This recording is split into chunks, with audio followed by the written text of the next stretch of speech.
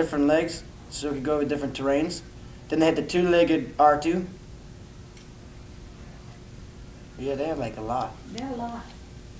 Yeah, and I didn't even get to keep one. Hmm. Now, Kenny Baker, he's a good man. He's a good friend of mine. He's all about this tall. Mm-hmm. And he speaks like this. Hey, where's my Chardonnay? No. I was just joking about the, I'm actually Daniel Logan. I was in Star Wars. Have you? I said, oh, sorry, it's my accent. I was in Star Wars. Okay. Do you like Star Wars? Yes. Have you seen Attack of the Clones? I haven't. Was that the one that recently came out, or? The one before it, with all the little clones? Okay. Yeah, I guess so. With the bounty hunter and the son? The bounty hunter didn't get his head chopped off, decapitated? You know what? The free. My husband. I'm getting all mixed one of up the with which robots. ones I've actually seen, other than episode 4, 5, and 6. Okay, yeah. I was R2-D2 in those. Okay. Yeah. Yeah. Well, anyway, my name is Daniel Logan. I was born in New Zealand. I lived there for about 16 years, and I moved out to California about 5 years ago. I used to play rugby. Do you know what rugby is? Mm-hmm. For 8 years, and about 6 years into it, I got an audition for a commercial, and I went along and I got the part. And this lady said, "I love you. We want to get you more work." So all I was doing was diving into mud, which I did at rugby every weekend. So I ended up getting more and more roles, and she got me an agent, and then my agent got me the audition for Star Wars. And she was calling me 4 times a week for auditions, And then just one day she just calls me, and it sounds like she's, her hair's on fire or something, She's like, ah, oh my God, oh my God, oh my God. I'm sitting there like, hello, Eunice, that was her name. Calm down, call me back when you take a breath, She hangs up the phone, calls me back. She's like, I got you an audition for Star Wars. Star Wars? I didn't know what Star Wars was. All right, cool. Give me an audition, I'll get it. She was like, no, you don't realize. If you get this part, your life is going to change forever. And when she said that to me, I really didn't take it in. I didn't take it in like, oh man, I'm going to have to go around the world, sign my autograph, because I'm in, Star Wars and stuff like that. And it really, and I was able to move to the United States too, and get visas to come stay over and work and stuff like that. All thanks to Star Wars. I train 4 times a week with Ray Park. He plays a guy called Darth Maul. Yeah, very good, one of the best martial artists, and we train 4 times a week, so most of the time after training I'm puking my brains out, just because he's working me so hard, but yeah, and then I just went along, to this hotel, and there was this lady who was videotaping in this hotel room, and I was just sitting there, and she asked me a couple of questions and stuff like that, so I answered the questions, and she was like, okay, thank you, we'll be in contact. So I was like, she's never gonna call me again, I'm never gonna get a call back, I'm gonna be able to say for the rest of my life, I auditioned for Star Wars. I auditioned for that little part, that little boy part, And then 2 months later, I was playing the PlayStation with my brother, and I think he wanted the controller. So he said to me, "Hey, guess what?" I said, "What?" He goes, "Brother, I'm proud of you. You got Star Wars." I went, "What?" Chucked him the controller. What? I'm like, no way. He's like, "Yeah, you got Star Wars." I was like, oh my God, and I went to run to ask my mom to see if it was real, and he called me in, he's like, no, you can't ask Mom, like, she told me not to tell you, I was like, what? She's like, yeah, I was sworn in secrecy not to tell you because they know you got a big mouth, and you're going to go and blabber your mouth off and tell people, and you're going to get kicked out of film. So I was like, whoa. So I got the part, but I'm not allowed to be told about it, or I haven't been told about it. How am I meant to film this thing, So it's kind of hard. And then a month later goes by, and it kind of just sinks in. I kind of think to myself, my brother was lying, joking with me, And my mom sits down, calls me into the kitchen. And in New Zealand, when your mom calls you in the kitchen, it means you're going to have a talk, It's like, uh-oh, what have I done now? Come back, sit down in the kitchen, Because that's really the only place to sit. And so I sat down, I was like, yeah, Mom? I'm very proud of you. You got Star Wars.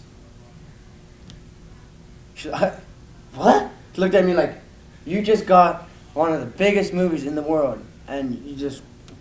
So then that's when my acting kicked in, because I had already found out a month earlier, you know? Right. I was like, oops. Yeah! Woo! And I ran around, knocked on all my brothers and sisters' door. I got Star Wars. They're like, yeah, we know. We would have known like you've known for a month or two, you know?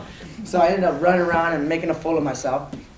And about a month after that, I was sent to Australia to do fittings for my outfit. And a little while after that, I was on set with Ewan McGregor, Tim Morrison, who played Jango Fett, Natalie Portman. She was beautiful. Really, really sweet and down-to-earth girl. I mean, she only signs the autograph for charities so that it's worth more and authentic, you know what I mean? And I said to some of the guys, the first ADs, hey, do you think Natalie will sign my book? Oh, I don't know, you know, like, she only signs for charity, like, you can ask, but I don't think so. Hey, Natalie, sign my book? Yeah, oh my God, you're so cute. What's your name? Oh, man, you're so gorgeous. You play ball? Was completely the opposite of what everyone else on set was saying. But I realized where she was coming from, where signing for charity, it helps, you know, with the charities. And so she was awesome. Hayden Christensen. You know Hayden Christensen? Mm-hmm. He played he played Anakin Skywalker. He's been doing a couple of good films, you know. He was in Jumper. If you've seen that. Yep. That was a decent film. I really liked. That was alright, you know. I got to teach him how to act a little. No, I'm joking. I'm joking. No. He's a good actor. I actually went to a drive-in just to watch it. Actually, yeah, it was funny. I was sitting there, my car battery goes out. I'm like, no! And then you go over and you try to get the jumpers, you know. And they're like, well, someone stole it last week. And I'm like, that's my luck, man. I come and watch Hayden's film. My car dies, and I'm stuck in this drive-through parking lot, you know. So anyway, he was great. The first time I met him, you kind of get taught as a little kid, don't speak to strangers, you know? And if they ask you to go somewhere, you definitely don't go, you know, no matter what they give. And yeah, he said to me, hey, we were filming that scene where those big old things were charging, I forgot what they were. These big old dinosaur-looking things, you know what I mean? Had 4 legs, horns, huge. Like probably like, you know, 1,000-pound animal, 2,000 pounds. And he's like, oh, Daniel, hey, come to my room. I got a gift for you, you know, after we finish filming. And I'm all, okay, you know. So then I asked my mom. She's like, yeah, it's cool. So now I know if someone knows where I am. I go knock on his door, and he has a PlayStation 1 with, like 16 games, like stacked up, you know. But he couldn't take it back to the States and use it because it wouldn't work. So he gave it to me. He's like, here you go. I wanted to give you this. It was in a nice bag and everything, like the best you could, you know, imagine. That's what it was. He gave it to me. It was when they actually first came out. And he's like, dude, I just got a Dreamcast from my manager. Like, do you want to play it? I got a couple of games, you know? I'm all, yeah, okay, sure. You got a power converter? Well, he had like the little adapter, but he didn't have like the, he didn't have the voltage. And I was like, nah, that's not the converter, dude, because the converter's a big power pack, you know, because you have to run through and then go through. He had the little one, so you just plug in and you plug in, you know? And I said, Hayden, I don't think that's a good idea. So he plugs it in, it's like a, you know, like a, I'm like, dude, I don't think this is going to work, man. And he's like, no, trust me, it'll work. Pushes the button, poof, blows up. And I mean, we're in a room like this big, like a little bit bigger than this, you know, like a little bit more. TV's over here, there's couches in there, bathrooms over here, and the door's over there. So we're stuck all the way in the middle, and the sprinklers come on. And I'm in costume and makeup. Whoops. Yeah, I'm sitting there like, what the am I gonna do? You know? So he just looks at me, I look at him. The police department ended up coming out, and he got like a $450 bill or something like that. So not only did he lose his Dreamcast, his PlayStation 1, but he also lost like $400 too out of that deal. So I felt really bad for him on that one. Ewan McGregor, he's a great guy. I mean, like, if there's any other actor that I can say I've been proud of, you know, more proud to work with, that's got to be Ewan McGregor. I mean, I loved everybody on the sets, and I've worked with a couple other people and a lot of other actors, but there's something about Ewan McGregor that just makes him so special, you know? He had his daughter on set most of the time, and I mean, his daughter was 4 or 5 years old, and she spoke 5 different languages. I mean, she spoke French, Portuguese or whatever, English, you know, and five or six different languages. And I was sitting there like, wow, oh my God. But she had no one else to hang out with. And I mean, I didn't have anyone to hang out with, so I was kind of relating, you know. She was a little girl, so I went up to the toy department on the studios because they, you know, they get all the brand new toys. And I went and gathered up a big old box, and I went into Ewan's bus, and it was my chance to be out there. Oh, hey, let's hang out for a second, you know. So I went in with this big box and books and toys, and gave it to his daughter so it could keep her entertained, you know. He was like, "You're a good man, thank you. You're a good guy, you know." But so we got really close, and my first day of filming, a Jedi and this alien come to my house, so I have to do this, you know, kind of look like, who are you, you know? And I was doing faces like, you know, and George is like, oh, pulling his hair. I was like, what am I gonna do to take this, to tell this kid how to do this right, you know? And I'm sitting there, can't get it right. So he's like, Daniel, just do a face like someone suspicious is coming to your house. I mean, I have two big brothers, so I was like, oh yeah, well, like the police, you know? He's like, no, not like the police, you know? Like, I always look at the police like, who are you here for, you know? What do you want? You know what I mean? I know it's not good news if you're knocking on my door, you know? Hopefully it's the wrong door. Yeah, exactly, don't get me in trouble. So Ewan comes up to me and goes, Daniel, because he's got a Scottish accent. He's like, do a face like I did a very small fart. I said, what? He goes, do a face like I did a very small fart. So I go, you know, perfect, that's it, let's do it. So add action. Come to the door, open up, boom, door opens. And I'm smelling with my nostrils, because he said, you know, I didn't, you know, I didn't realize I wasn't that bad, I was that bad of an actor, you know? So George calls cut, and everyone else is laughing, and I don't understand why everyone's laughing at me, you know? And they're like, cut, Daniel, come over here, come watch the monitor. So I sit, and I'm looking at this monitor, and he's like, look at your face. I'm looking at my face. I was like, isn't that what you wanted? He's like, yeah. Rewinds the tape, you know? He's like, now look at your nostrils. You see my nostrils go, you know, up and down. He's like, perfect. Do everything else besides the nostrils. So I'm like, oh, okay. So I go to the door the next time, and Ewan's standing on the other side, and he's sitting there going, and he's like, who's doing that? You know, and so we couldn't get the take right for like 8 or 9 takes, you know? And yeah, my mom was sitting over there staring at me, like giving me the eye, like, oh my God, you better not mess up, And I'm sitting there like, Ewan, stop this, please. You know, and I'm feeling like that energy from my mom's beating eyes, you know? And she's English, so, you know, I've seen her give my brothers a good whacking around, so I know I'm to be scared of her, you know what I mean? Oh, yeah. And I can just feel her looking at me like, you know, that mother stare, you know? And I'm planning around on set with George Lucas around, Rick McCum, all these big people, you know? And there I am laughing, oh man. So we got the take done, and then we used to always, like, anytime I wasn't working, I'd be the one who was driving everybody around. But because I was so short in the little golf carts, I'd be driving like this, you know? But yeah, where you want to go? You want to art department? Jump in, you know? And I was a driver. And Ewan and I had this thing going, like we'd race and stuff like that. And he took the governor off the little cart, because for the studio you have to put this little bolt in, and so that the gas pedal can only go so far, so it doesn't go so fast. So if someone fell off at a different speed, they'll get sued and stuff. But he snapped it off, so we could push it all the way to the bottom. And we're like, you know, from where, like, basically this is the studio, right? Right here, you have, like, right here and beyond, you have all the creative, like, the arts, like, where they make all the stuff, like the Luke and Leia babies, they make the creatures and stuff like that, and then here you have all the changing rooms, and then right here you have the 2 big studios, you know, the big factories where you film, you know? And then another couple here, and then over here is where the dinner is. Well, right over here, there's, like, this little, like, not little, but it's a nice little slope, you know? He gets in, he's like, Daniel, watch this. Wearing the makeup, I have all these little, you know, tissues around me. I mean, I had to go back in. Comes down, as he's getting to the bottom of the hill, the first AD, is right here as well, the offices, and all the producers and directors' offices.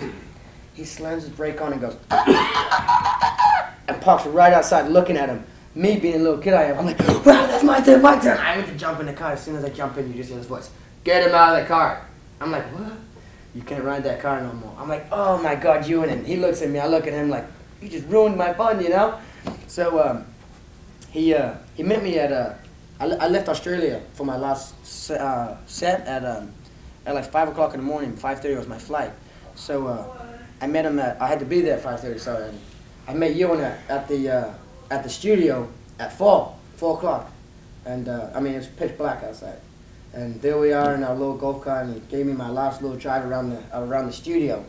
So I rode around the whole studio with him for about an hour in the dark, you know, and that was the last time I actually saw Ewan. But he's a really great guy. I mean, I wrote to him because I had to try and get visas to come to the United States and, you know, stay for a while. And he wrote me a greatest letter you can even imagine, you know, and I mean, handwritten and everything. So he is really, really, really nice guy. And I mean, I owe most of my life to him right now, being able to come to the United States and stuff like that, you know.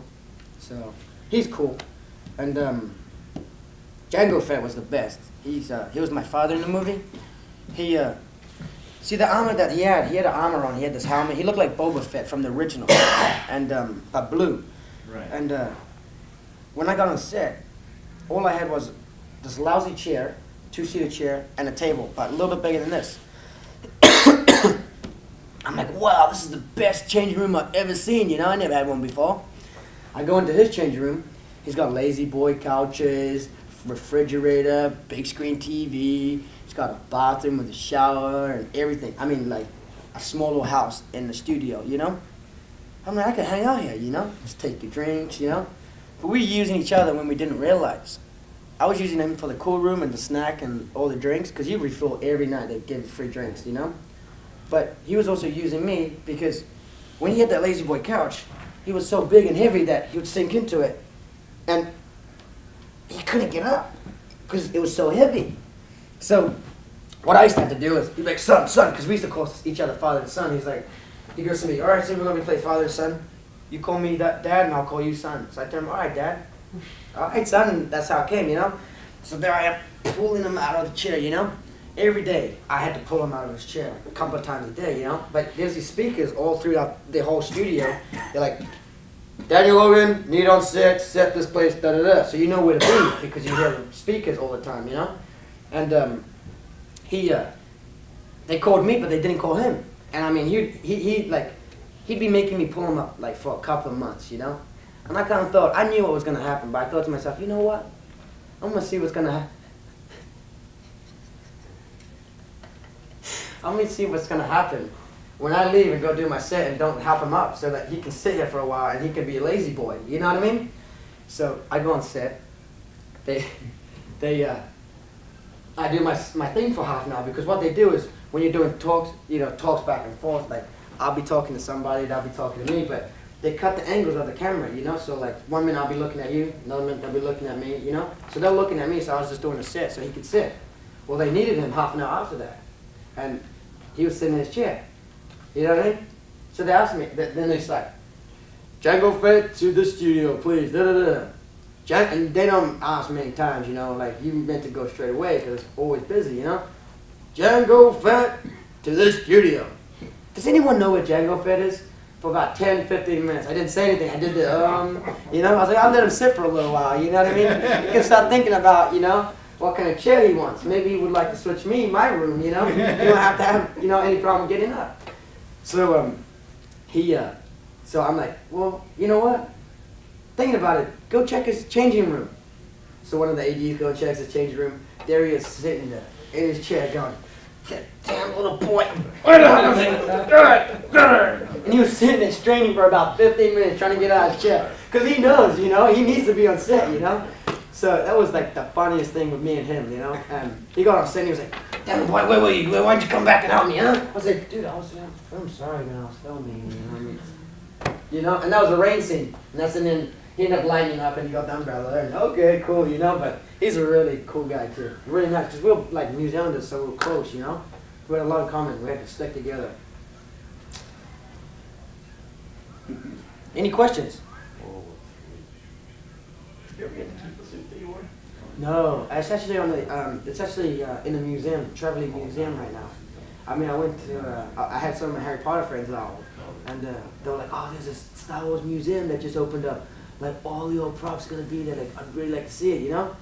So I'm like, oh, okay, you know what I mean? Like, that's like me saying to them, oh, I'm gonna go to Harry Potter like museum, you know. So I take them along, and I didn't even realize my costumes were in the archives, but there's my little clone hat, you know, with the little thing, and my blue suit with the boots. So I was like, so that's where my suit ended up, huh? So it's not in some little prop collector's office, you know. So they only have one outfit.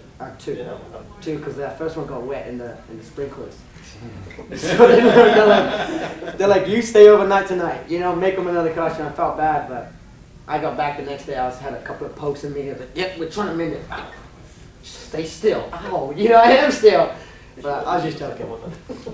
They did give me a Stormtrooper helmet, though. Yeah, I have an original Stormtrooper helmet. Rick McCullum. I mean, yeah. That's what I said. That's fantastic. That's what I said, because I was the type of kid, like, I didn't have many toys or much stuff when I grew up, because my mom had 6 kids, you know? She had more time having to feed us than, you know, paying for toys. So, they would send me boxes like this big. I mean, every single one had a bill on it that said $500, $600 just in shipping, you know what I mean? And I'm sitting there like, how can these people afford to pay it? This is George Lucas, you know? My mom would never pay $600 just in shipping, but they would send me like 3 boxes of like 600, you know? And I'm sitting there like, oh my goodness. And I go to the ranch, you know, and when I go to the ranch, that's when they're like, all right, toys, get them, you know, because I was a little boy. So I was walking around Rick McCullum's office, I'm like, that's a nice Stormtrooper helmet. Hint, hint, hint. You like that? I love it. I've always wanted a Stormtrooper helmet. He's like, well, that was in the movie. No, really? Got back home, there was my Stormtrooper helmet in my box. Rick McCullum's a good man. Yeah. All you need to do is throw it in. And then I like this little, Rick, and then he also had something else in his office. And see me? You give me an inch, I'm gonna take a mile. You know what I mean? So then I was like, oh, what else could I get while I'm here? So so he has like this Darth Vader on steps. You know, and it's sweet. He's going like this. It's real sweet on these black steps. I love Star Wars toys, you know? So I write this little letter. I love this too. I've always wanted a Darth Vader on stairs, and I put a little piece of paper and I put it on it, you know? I still haven't received my Darth Vader, but I have high hopes. I'm still waiting, you know? But my mom said, you know, you gotta be grateful for what you get, you know? And beggars can't be choosers, so, you know? I gotta choose wisely, and I chose the Stormtrooper helmet. Yeah, so that's sitting at home with me. Yeah. Any other questions? You said your mom's English? Is your dad's Maori? Yeah, he's Mary Samoan. My mom's from England, Manchester.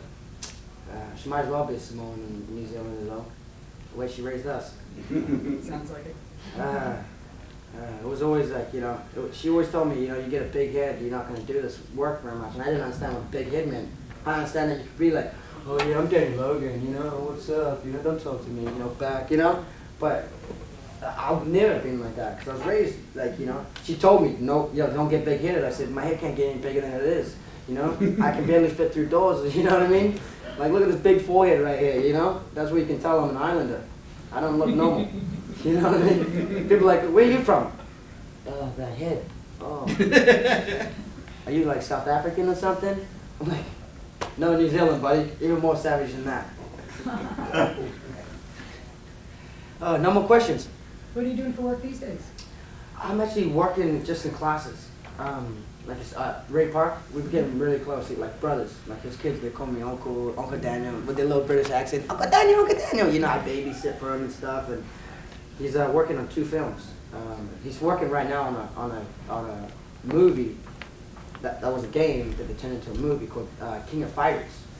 So he's up in Canada right now. Otherwise, I'll be filming with him on this new Greek mythology movie that we've just done the trailer for. I'm going to be playing the Gemini twins. Awesome. Pollux and Castor. So Ray helped me get in that. So January we're going to be filming the trailer for it, and then there's this movie that's been in like the works for the last like year and a half. It's called Gamers, Geeks, and Zombies. And I mean, they call me every other month like, you still interested? We still want you. And it's like, well, let's get this film done, you know. So calling about it. So, you know, we could have got the film finished and over and done with by the time you keep filming it. You know what I mean? You could have already had the toys and the royalties by now. Thank you. Exactly. New toys. You know, Oh, teddy right. bears and everything. That's right. Yep. No, but Sign 'em. yes. Bring them to convention. Boom, boom. Yep. My name on the poster, my face on the poster. Yes. Nah. No, but so Gamers, Geeks, and Zombies, they wanted me and Ray to fight each other, but we're too close to fight each other, you know. And I mean, he's the world's best to me in my eyes, you know. And it's just like, how can even if I beat him in the movie, people are gonna be like, whatever, that's not real, you know what I mean? But then he beats me, well, I'm gonna look like a wussy, you know. So I'm like, oh man, can't really decide. I'm like, do I want to get beaten up or do I want to beat up? Beaten up, beat up. So I think we're just gonna be on the same side and beat people up together. Sounds like a good, that's pretty good, right? That sounds good. What's that movie about? Gamers, Geeks, and Zombies. Gamers, Geeks, and Zombies. Like these zombies take over the world, and these gamers and geeks, they're the ones who end up having to kill the zombies, you know? Because they realize like people are dying, the electricity in this place gets shut off. It's kind of like a horror, but what was that last zombie movie they made? It was Shut Up to Death? Yeah, it's like that. It's gonna be like that, you know. So it's good. But they want me to play a vampire. Yeah, a zombie vampire. What am I talking about? See, I'm going off on a different thing, you know. That's my mind, you know. The boom way, one way. No, but yeah, I'm gonna be playing the zombie hopefully.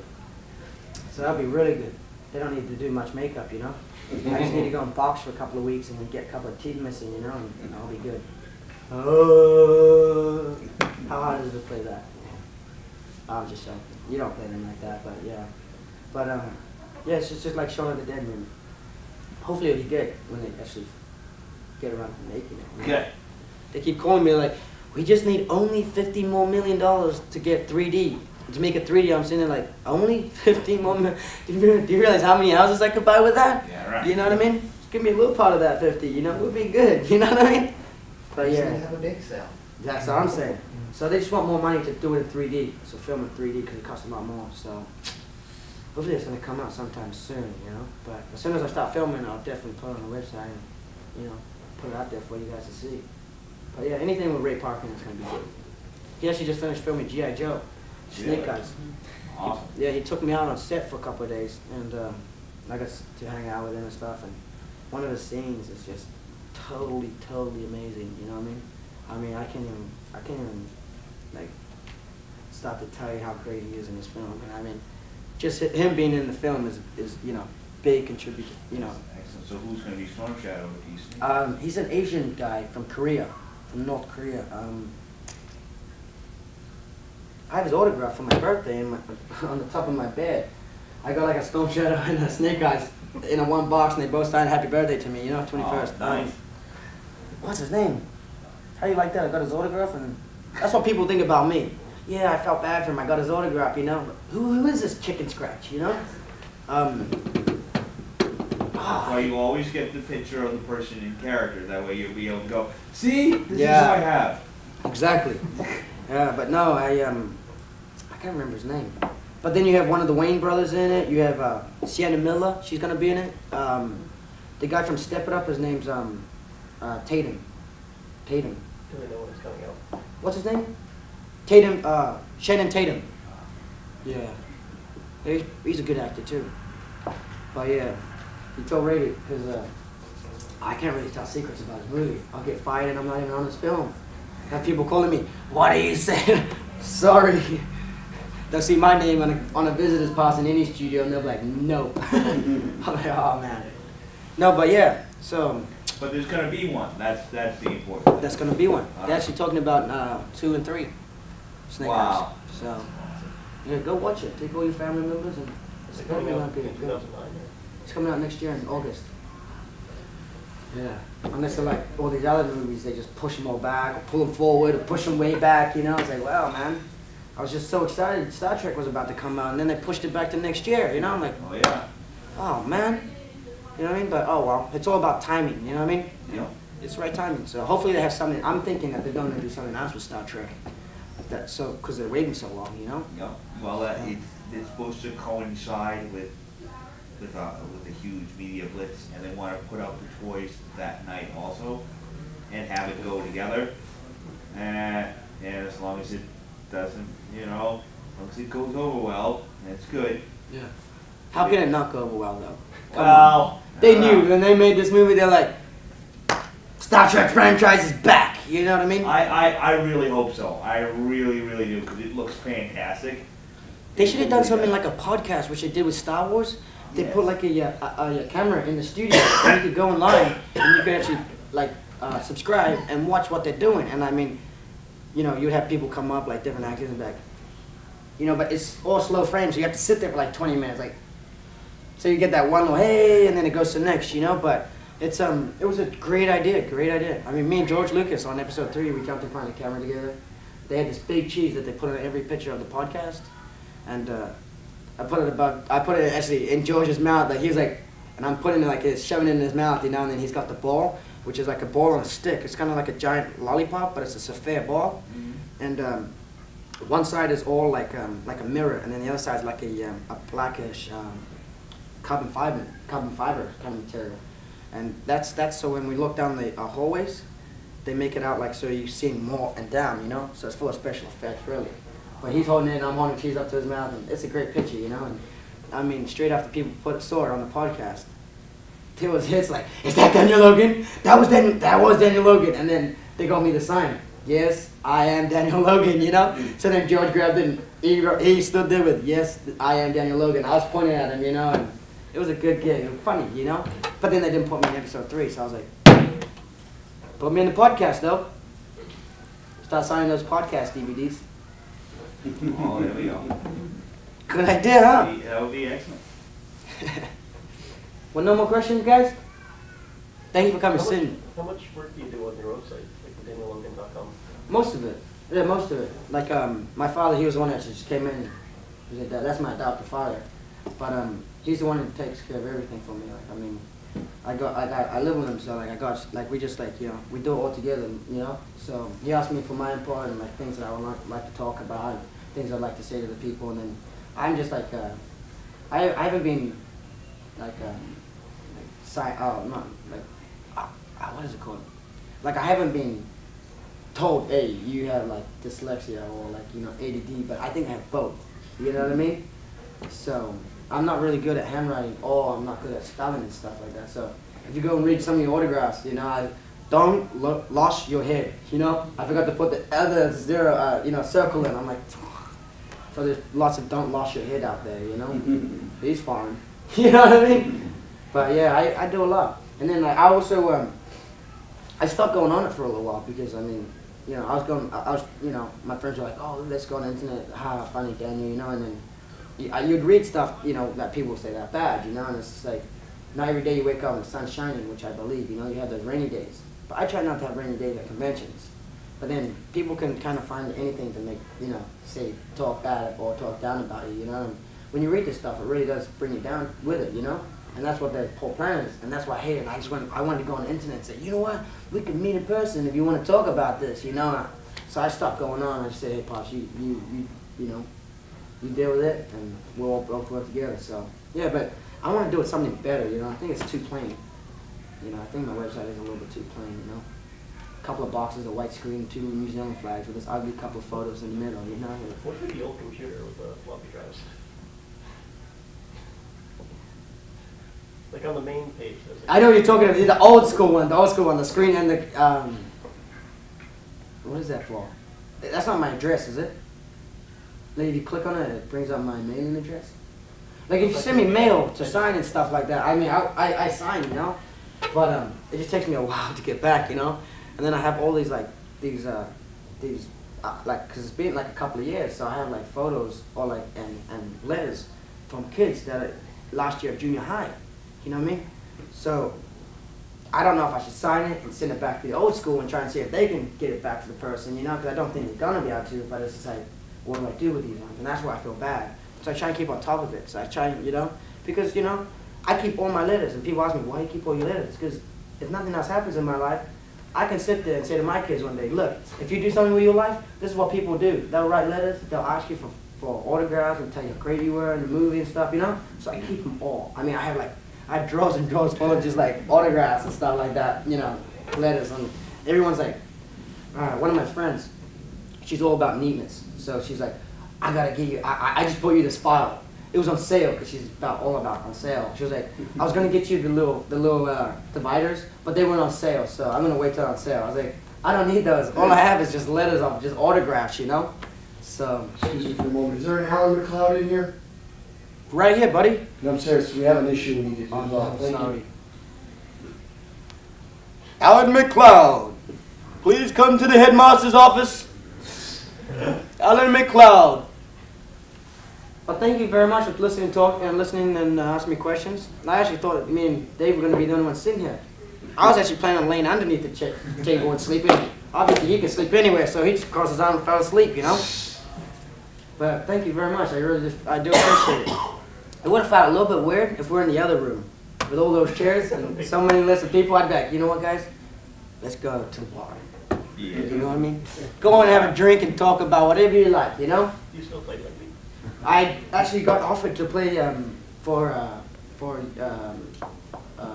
University of Riverside in California, but I can't because it just coincides with everything with me, you know. And I wanted because they said they gave me they paid for my school and a house, but they won't pay me. But that's cool, like pay for free school. That's like high school in New Zealand, you know. You get all you do is pay for books, you know. And and I got classes on Tuesdays and stuff like that. So yeah, I can't be over here for 2 months. I can come for a year. That's the longest, and then I have to renew my visa in another year. They'll give me, you know. But I wanted to play for them, but I haven't played for like a couple of years. And I played in the United States when I came for a little while to help you guys' teams out. But people would hit high you know, and I'm sitting there going, that's illegal, you know. Like he almost killed me, and the coach is like, just ease off the guy. It's a new sport to this country. So I'm like, okay, cool. Run with the ball again, bam, taken out of my neck by a big guy, you know, and your neck is like, you know, it hurts, man. So I get up, what is that? There's nothing. Dude, just calm down, you know, you're drama queen, you know, and I'm like, I'm gonna die. And then I tell my teammates, run straight. That's how you play rugby. You run straight at your opponents, you know what I mean? Like, you gotta break them, you know? My American team, they run over here, and they're running to the outside. And I'm like, where you going? Then they turn around, and they start running back this way. I'm like, no, you run straight, you know? So I'm sitting there like, oh, pulling my hair out. So I was like, you know what? I'll give up rugby for a little while. And maybe pick it let the back. Americans learn rugby a little bit better before you take it up again. That's what I was thinking, yeah. Trying to let a couple more years go by so that, it's, because it's only a new sport in the United States, but it is up and coming. But, yeah. I love rugby. That's how I got into acting. Yeah. Played 8 years. Yep. Do any of your brothers or sisters act? No, none. My brothers, one of my brothers, he works at a fish mart. He's actually just starting to make his own create music and stuff in New Zealand and stuff like that. And he got picked up by what do you call, record company in New Zealand. But my other brother, he's a solid plasterer. That's like stucco. He works for my grandfather, so he's a construction worker. My little baby sister, she just goes to school. My sister above her name's Sergey. My little sister's called Charmaine, and my other sister is Sergey. She just had another kid, so she's kind of stay-at-home mom. And then my other sister's an air technician, so it's like everything, you know what I mean? Like one works a smelly fish, another works hard labor. I've got a good life, only having to act and hey, jump around, and my sister just sits there and nails all day, and so it's kind of funny. And then my mom, she used to have a catering and a bar license, so a manager. So she still run both, and that was a lot of work. So she stopped working for a little while, so I started coming to the kitchen so I could hop around a little bit, But yeah, that's my family. You want me to tell you about my nephews and? No, I'm joking. I'm joking. We could go on for days. I have so many brothers and sisters and nephews and nieces and cousins. It's unbelievable. New Zealanders just don't know how to stop breathing. I told my mom, I need to buy you a plasma. She said, what for? I said, so you have something else to do, you know what I mean? Man. Well, and these nephews look up oh, you were in Star Wars, or do they not really know it? They don't really know. Like my little nephew Robert, he knows, because I used to have my whole entire wardrobe. I had a room in New Zealand. They used to call me the shoebox boy, because my family, they all had decent sized room, and then it came to mine. It was 1, 2, 3 steps. 1, 2, 3 steps. I had this small little foam mattress, little bunk bed foam mattress and a drawer. That was my room, But I had this little closet, and that's where I shoved all my toys. So I knew one day I'll be able to come back into this closet, and those toys would be stored in the boxes. Well, I came to the United States. I get a call from my sister. She said, oh my God, do you know this toy that can do this? It spins. It was a lightsaber. I'm like, what toy is that? It was the ones I found some toys in your wardrobe. what? Yeah, I'm playing with your toys in your wardrobe. And can I have this one? I was like, you know what, you can have them all. You know, like, obviously probably already opened them all up, but yeah, I let them all. So now I have no toys. Yeah, besides my helmet. So. Now I've got an excuse to get some more. Yeah, it was funny because they actually sent me boxes and boxes of my toy, you know? And before I even knew what conventions were, they sent me all these toys, and I thought I was the man. You know, I called all my friends and their family over. I was like, you want a toy? You want a toy? Here you go. You want me to sign it? And I had this little ugly signature, you know? And I signed, hey, you're the man, like with my little boy writing. Here you go. Here you go. Here you go. And I was like giving them out, you know, all over the place. If I would have known people can't find them anymore because they're hard to find, I would have kept them all and brought them to conventions. I need to go around to all my family and friends and go, hey, I need that back. Thank you, need that back, you know? Rub off the autograph, you know? Like, here we go. No, you'd have to have both autographs, the original and the new. No, it's actually good because, you know, my first signature is a little boy signature, you know? And I mean, it's just a D and then a Logan, but a little boy writing. And I still look at it today, I'm like, oh my goodness, you suck at everything. You can't write, you can't, you know, act, you can't do anything, you know? So I'm like, nah, there we go. No, but yeah, so all my toys been taken by my older sister and my nephews and nieces. So, I mean, these kids probably have the most Star Wars toys out of any other kids. And they don't realize how lucky they are, you know? That's awesome. And I have like this Monster replica lightsaber. I don't know where it went. I went back to New Zealand this one time. It was my favorite too, because it was the purple one, you know? And it was rare at the time. And I hung it above my bed, so at night I thought it was cool. I turned it on and my whole room would glow purple. I was like, that is wicked, you know? Now I lost it. And I'm like, man. And now I'm going to have to go pay $115 to go get another one. So I'm like, Just tell them who you are, they'll just give you one. yeah, but every time I try to use that, they're like, Daniel who? Daniel Logan. Logan? Can I see a badge? No, man. Here we go again. No. No, I should. No, they don't. You know what? Everyone has their own business, and they all got to try and make money some way, you know? So if I keep going up and taking all the free stuff, they're not going to make any money, and I'm going to have to, you know? Make trades for the autograph. You sign something I and should. then it's their stuff. And I should, but most of the guys from Monster Replica, I think Monster Replica is no longer around, is it? Are they?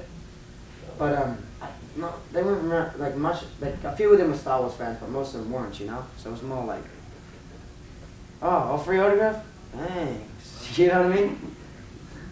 But yeah, that's my toys and my family history and my history and Star Wars, and hopefully I answered, you know, any of your questions, or if anything you wanted to know, hopefully I helped you out some way. It was very nice to meet you all. Thank you. Nice to meet you. Nice to meet you. Thank you for listening to me talk. I appreciate Oh, I that. enjoyed That was the movie. excellent. One day, hopefully, I'll be able to be in Star Trek and you'll be able to listen to me talk about Oh, I William bet. Shatner and all the rest of the other guys. Thank you. Thank you. Thank you for listening to me. Now it's time to get a hamburger. Thanks, brother. We'll hear how we get to see William Shatner too. Thank you. We're on the same program. Thank you. Thanks, Bill.